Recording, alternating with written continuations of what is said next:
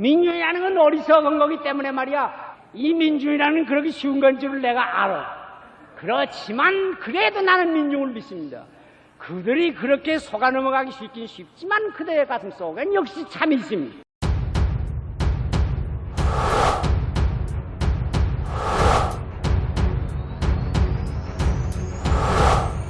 시알 함석한 그 불멸의 외침.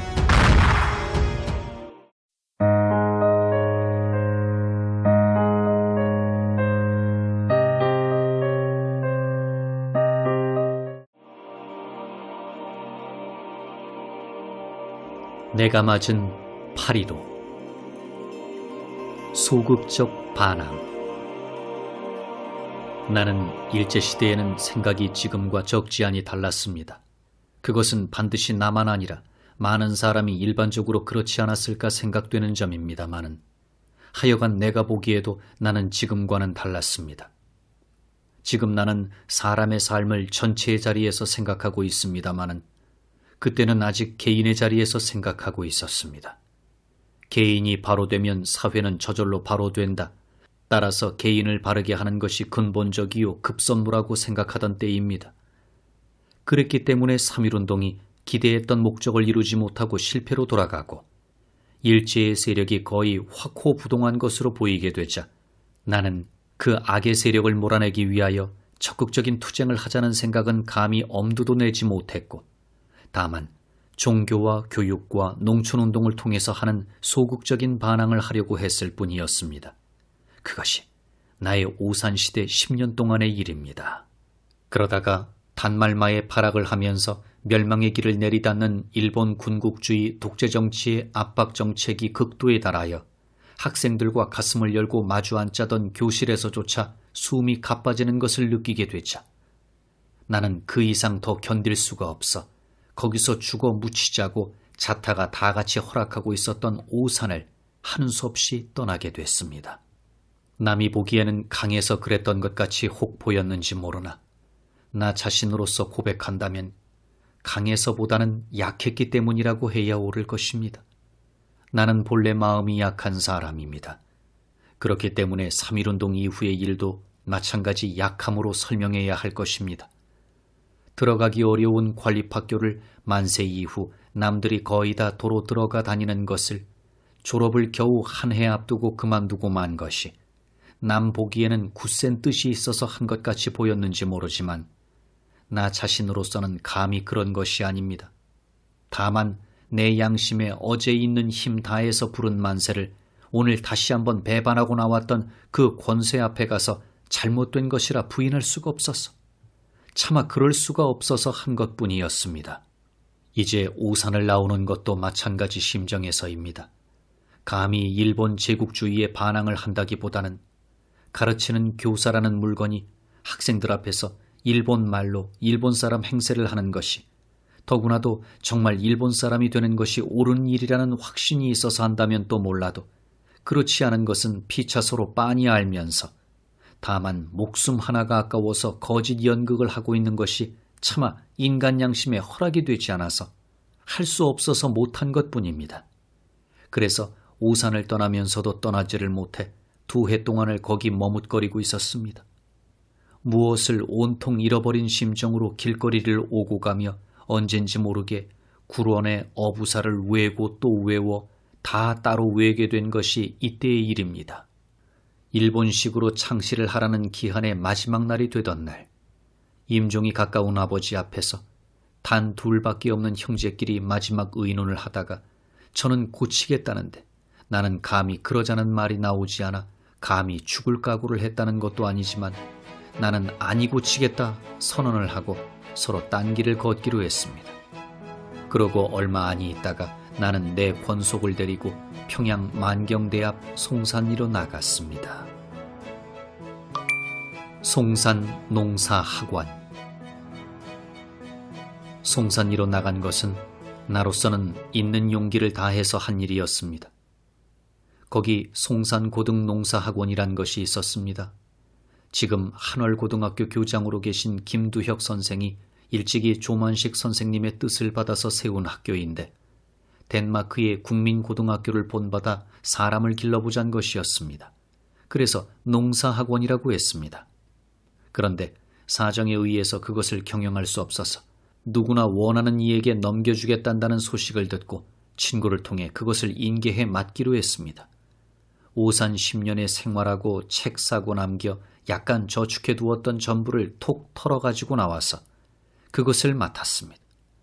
그것이 1940년 봄 3월의 일이었습니다. 20명이 채 못 차는 학생을 데리고 오전엔 책, 오후엔 땅 파기로 일을 시작해 심은 참외가 누릇누릇 익어가는 8월, 갑자기 서리가 쏟아졌습니다. 설립자인 김두혁 선생이 일본 동경에 가 있다가 사건이 터져 검거되자 그것이 학원에까지 파급된 것입니다. 하루는 갑자기 동경서 온 형사대가 달려들더니 학생을 불러가고 가택수색을 하고 내게도 호출장이 나왔습니다. 그때 아버지는 병이 마지막 고비에 든 때였습니다. 옥호동 약수에 가서 계셨는데 차마 사실을 말씀드릴 수도 없고 경찰에 안이 갈 수도 없고 쏟아지는 눈물을 목구멍으로 삼키고 묵묵히 마지막 얼굴을 들여다만 보았습니다. 어머니에게 사실을 말씀드린 다음 안이 떨어지는 발길을 옮겨 산을 내려와 평양으로 나가 내 발로 못 나올 줄을 알면서 대동경찰서로 기어들어갔습니다. 그것이 그때 9월입니다. 대동경찰서 유치장에서 한 해를 썩다가 그 이듬해 초여름에 나오니 아버지는 그동안 세상을 떠났고 김교신, 송두용 두 친구가 와서 대신 상주 노릇을 했다고 했습니다. 그러나 돌아와서도 돌아온 기쁨이 없었습니다. 나는 나왔지만 편지 한 장 때문에 젊은이 5을 잡아 2년 반씩 징역을 하게 만들었으니 사는 것이 사는 것 같을 수가 없었습니다. 그들은 숭인 상업학생으로서 서로 뜻이 맞아 장래에 생사를 같이 하며 나라를 건지기 위해 일할 것을 맹서하고 비밀결사를 조직했습니다. 그중 하나가 내게 편지로 그것을 알려 몇 차례 만난 일이 있었는데 평소 주의해서 그런 편지는 태워버리노라고 한 내가 어떻게 주의를 못해 그랬는지 그 편지가 휴지통에 들어있다가 오산서 평양까지 나가서 경찰의 가택수색에서 나온 것이었습니다. 당초에 6동지였는데 그중 한 사람은 일찍부터 떨어져 나갔고 5이 그 고통을 겪었는데 한 사람은 지금 서울 있고 또 한 사람은 미주로 건너가 있고 그 나머지 사람은 이북에서 어찌 되었는지 알 길이 없습니다. 되려다 못된 농사꾼. 아버지는 세상을 떠났고 내가 호주가 됐는데 남은 것은 빚뿐이었습니다. 땅이 2만 평 정도 있었는데 상속을 할 것이냐 말 것이냐 생각을 하다가 이상으로 하면 상속 아니하는 것이 옳은 줄 알면서도 반드시 아깝다는 생각에서도 아닌데 종시 단행을 못하고 그냥 풍속대로 따라 상속을 했습니다. 4년 후 공산당이 와서 지주 숙청하는 것을 당하면서야 그때 차라리 단행했더라면 하고 뉘우쳤습니다. 2만 평 땅을 가지고 농사를 시작했습니다. 그러나 한 해가 겨우 지난 1942년 5월에 성서조선 사건이 일어나 서울로 잡혀오게 됐습니다. 그랬다가 또 한 해를 서대문 형무소에서 지내고 1943년 4월 풀려나서 집으로 돌아가니 그때는 집과 나라 형편이 다 말이 아니었습니다. 옥중에서 시들었던 몸의 원기가 돌아올까 말까 할 무렵 평소에 서로 가장 가까운 친구라고 마음에 허락했고 성서조선의 주필이었고 같이 고생을 했던 김교신이 용천까지 왔습니다. 그래 김교신이 온 뜻은 징용령에 순종을 하면서라도 무슨 일을 해보자는 뜻에서였습니다. 역시 나는 용기가 나지 않았습니다. 또 약한 나였습니다. 그래서 동의를 못하고 나는 아주 풀속에 머리를 들이밀고 영혼을 내다보기로 했습니다. 그런데도 그것이 영 이별이 될 줄은 몰랐습니다. 송산 농사학원은 이른바 내 운동이라 할 만한 운동의 처음이자 마지막이었습니다. 10년 두고 그리던 생각을 한번 실제로 해보려다 첫 발자국에서 깨져버렸습니다. 이제 성서조선 사건까지 치르고 나니 정말 길이 막혔습니다. 그때 아주 농사꾼이 되려고 마음을 먹었습니다. 나는 농사꾼으로 자처하고 농사꾼의 벗이 되려고 애를 썼습니다. 그러나 농사꾼들이 나를 벗으로 알아주려 하지를 않았습니다. 지식의 죄가 그렇게 큰 줄은 그때까지 몰랐습니다.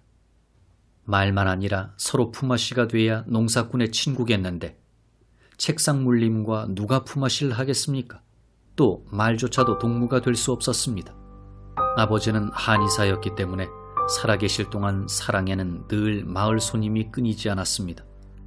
이제 아버지는 돌아가시고 쓰지 않고 있는 사랑을 개방을 하건만 누구 하나 오려 하지 않습니다. 그럼 내가 그들한테로 가야 할 줄을 나는 알았습니다. 그런데 그것을 할 수 없었습니다. 간대야 그 시시한 잡담이 마음에 들지 않기 때문에 힘써 가려 하다가 못하고 말았습니다. 아마 지금 같으면 얼마쯤 될 듯도 합니다. 그때는 아직 내 지식의 풋날이 지지 못한 때였습니다. 내가 잘못인 줄 알면서도 그때는 고쳐지지 않았습니다. 나는 힘써 일을 하노라 하건만 아무도 나를 자기 동무로 여겨 도와주려 하지 않습니다. 가엾게 여기거나 했을 것입니다. 혹 비웃었는지도 모릅니다. 그러나 그 죄는 내게 있지 그들에게 돌릴 수 없었습니다.